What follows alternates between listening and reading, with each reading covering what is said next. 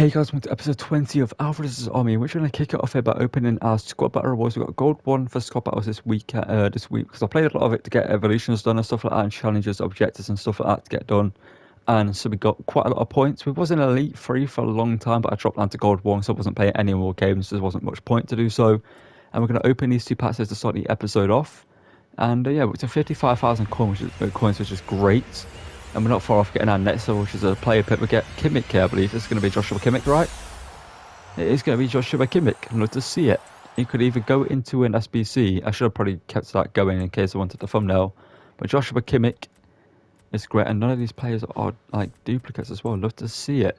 And our next pack we're going to open is a premium gold players pack, I believe. No, it's going to be a mega pack. Sorry, these are usually kind of dead, not going to lie. These aren't usually great. We've got a walkout from the first pack. Croatian centre forward. It's going to be Kramaric. So I mean, a mega pack is awful. An 81 rated player from a mega pack, it's dead. We've got Demichelis is a manager these days, a former Man City defender, not the greatest defender we've ever had in our history. But it wasn't the worst.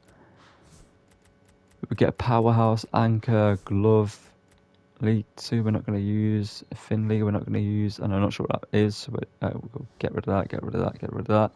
He's going to go up here. I'm going to send the rest into the club and get 1,000 coins from that. So, no, we've got a walkout from our rewards. So we'll take that. We'll get a Kimmich. We can either go into an SBC or we can do whatever with him.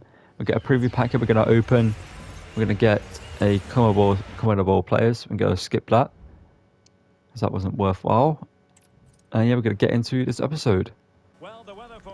Alright, so for this episode, I've only got one game that I played, because I've only played one game of Ultimate Team recently, because I'm not really having the most fun playing this game. And this game is a game that did go well for me, I'll just let you know that beforehand. But I wanted to talk about just this game in general, and how last episode you would have seen I lost 2 games, 6-4 and 6-3, whatever it was, that I completely dominated and I should have won. And it's very similar to this game, because this game I completely dominated and I did win. And it's just weird that the fact, like yesterday when I played, I lost those games. Well, the other day when I played, I lost those games. And then when I played this game today, I won this game. You know what I mean? When I played the exact same football, the exact same team. And I don't know what the difference was. I really don't know. A long shot there saved there by Edison in goal. And yeah, I just really don't understand how, like, I feel like, I don't know what it is. It feels like it genuinely feels. I just don't know how to describe it. The way this game is, like that shot. I don't know how that goes in, to be honest as well. That's like a goal that, you know, when he scored that goal, I thought, okay, here's a game that I'm going to lose, because I completely dominated and I should have been winning this game already. But a chance there, Alvarez gets it to Garnacho, and he didn't go with his head there for some reason. He went to try and volley that. Fair play to him, but he should have headed that there and could have got a goal. But Camavinga wins it here at left back. He's been great at left back, by the way. He's only in there because obviously we need the La Liga links, so the French links, and obviously we don't have Ferland Mendy, but a great goal there. Bowen scores to make it 1-1. And yeah, I just don't know how this game is right now. Like, it feels like one game your team is absolutely incredible and can do anything you ask it to do, and then the next game it's just awful. Like, it just isn't the same team whatsoever. But I can see Oblak made a good save there. Like last episode, Oblak concedes that. Like, genuinely, Oblak concedes it. We could play a through pass there into Garnacho, and he scores like that. I'm not sure what this guy's defensive tactic was. He just kind of rushed me with both his centre backs and just left the defence completely wide open.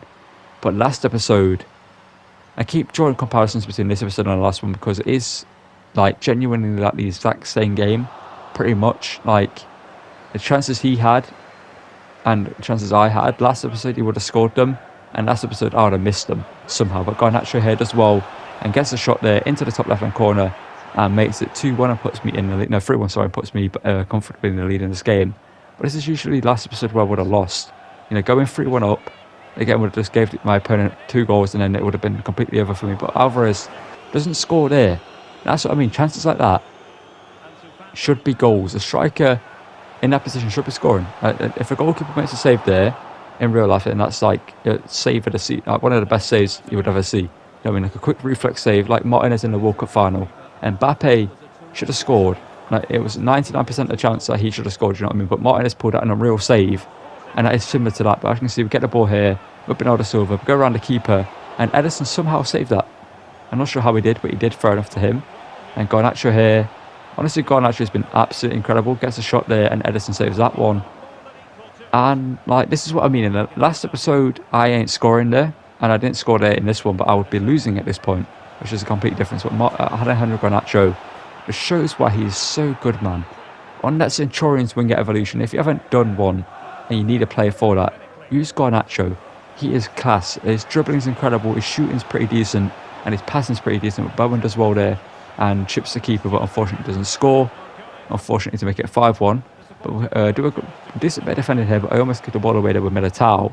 And that's when the last episode, a bounce would have gone to him. But today, today the bounce went to me. It just feels like the game just switches into whatever, like it goes your way one game and it goes against you the other game. But Maddison scores a goal there.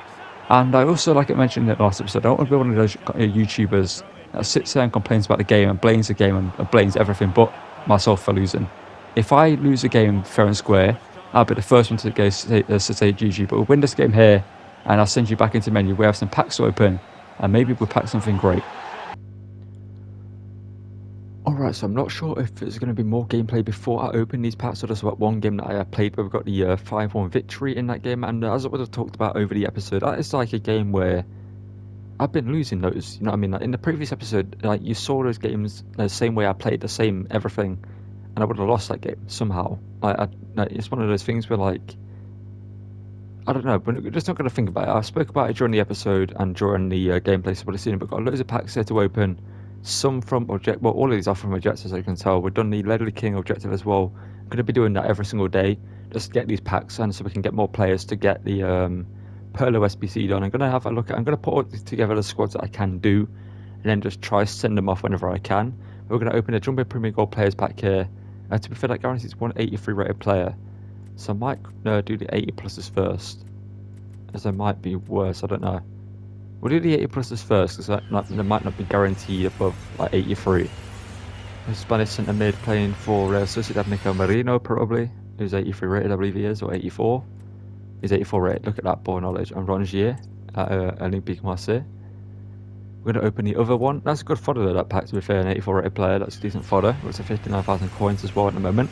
A German centre back playing for Dortmund. It's going to be Schlotterbeck, Sula, or Hummels, and it's Niklas Sule. 84 rated, more fodder again. I don't already have him, I don't think. Okay, I'd love to see that. And Chucky Avila. And then going to open the 81. Yeah, we're going to open the 81 plus, and then we're going to go open the 84, the 83 one play guaranteed, and 83 other one. We get Edison.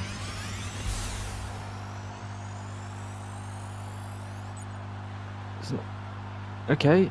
Title and thumbnail, I guess, achieved. 88 rated Walkout. We packed Edison. We've got Jan Oblak in goal currently because of our, like, you know, La Liga links to the likes of Eden Militao and Camavinga and Tchouameni.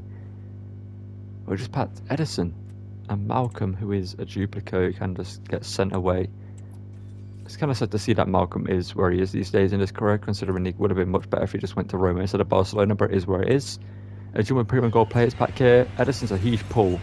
Italian centre back, probably going to be a Cherby, ain't it? Yeah, it's going to be a Cherby or Romagnoli, one of the two. It's going to be Romagnoli because it's Lazio.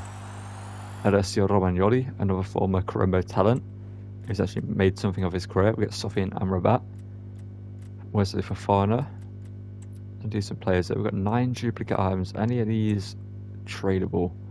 Is there only 2? It's only 1. And to continue the pack opening here, I put them into a 77 rated plus ×3 upgrade pack because, well, player pack because, well, there wasn't really anything else I could put them into, and I got players that I want to keep that I can use in the Perlo SBC when necessary. And we're going to get this one. We're going to get a Brazilian centre back, Thiago Silva. Interesting. I don't particularly like seeing Thiago Silva right now because of the game against Man City where they picked up a 4-4 draw, and he actually was a key player in that game for Chelsea. We get Enis Unal, who unfortunately is going to be discarded in Milan. Scully is also in that pack to 84 rated players. Love to see. We've got an 86 and 87 and an 88 rated squad left to do for Perlo. So the most expensive squads to do, which is going to be interesting. But we're going to open an 83 plus ×2 here. And we're going to pack a Hungarian goalkeeper. It's going to be Petar Galassi from RB Leipzig, 85 rated, I believe he is. It was 84. Okay, we get Jimenez as well. Okay, not bad fodder from those packs, to be fair. I don't mind that. And one thing I should also show you is we have completed the Josko Givadio evolution. Is now an 85 rated centre back, so our team is looking pretty good right now, to be honest. Obviously, Ferland Mendy at left back would be incredible, and that Yaya Toure in this team would be insane if we were to pack him. He's worth 1 million coins, Yaya Toure, so either way we pack one of him, he would definitely go into the team. He wouldn't be sold whatsoever for obviously being a former Man City player and a legend of the game. And obviously we've got Jack Grealish and Greenwood there, 2 players that honestly would be decent to pack. Obviously Grealish probably goes into the team over Garnacho here and there. And yeah, we also have Greenwood card, who would be decent, can play left back. She's a decent card, 86 rated centre back / left back. She could be pretty decent. And I believe I can have a look at the full team if I head over to transfers here. And yeah, I can see that team. There's quite a few very good cards that you could pack. But yeah, that's gonna possibly call it for this episode. I'm not too sure yet. So I'll cut to you with an outro if there is an outro, or whatever's next in this episode if there is something else that I need to do in this episode. Alright, so that's going to call it for this episode. A little bit of a shorter one. Obviously, one game in this episode, so I only played one game, so I only have the mental capacity to play one game of FC24 right now. It's just long. I'm genuinely playing more squad battles and rivals, because squad battles, obviously, I'll just play it against semi-pro, score 5 goals, and pretty much do nothing, you know what I mean, for the rest of the game. And then I can just get the points and get the packs and stuff like that. But with rivals and champions, I say rivals. Rivals I like. I don't like it completely, but I like it. You know, I can win games in rivals. But champs, there's something about it. You know what I mean? I don't know where it is. Like the Pentfest said, I think he said it in his stream today. I watched it for 10 minutes and then went to record a video. And he said it's not the fact he loses games, it's the way he loses games. And that's the exact same for me. I don't mind being beaten fair and square. You know what I mean? But when I create a wonderfully crafted opportunity, multiple chances that I should have scored right, that I create, and then my opponent just does one through ball into Salah, finesse shot, goal, and rinse and repeat as that. Does that over and over again. That's pretty much it. You know what I mean? They just do that. They do one through ball, they're magically in behind your defence, and they finesse it, and it's a goal. It doesn't matter if it's Salah, Son, Griezmann, etc. If it's a player with those traits, they score. That's what I mean. My team isn't meta. You know what I mean? I don't have to replace our pluses in terms of the finesse shot, etc. I do have players with them.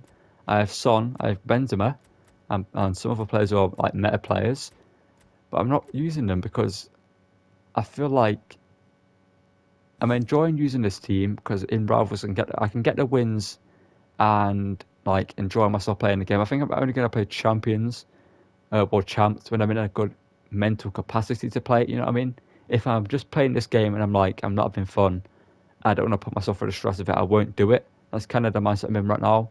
But if I feel I'm playing good, the game's feeling good, I'm going to go and play it. And no matter what happens, happens.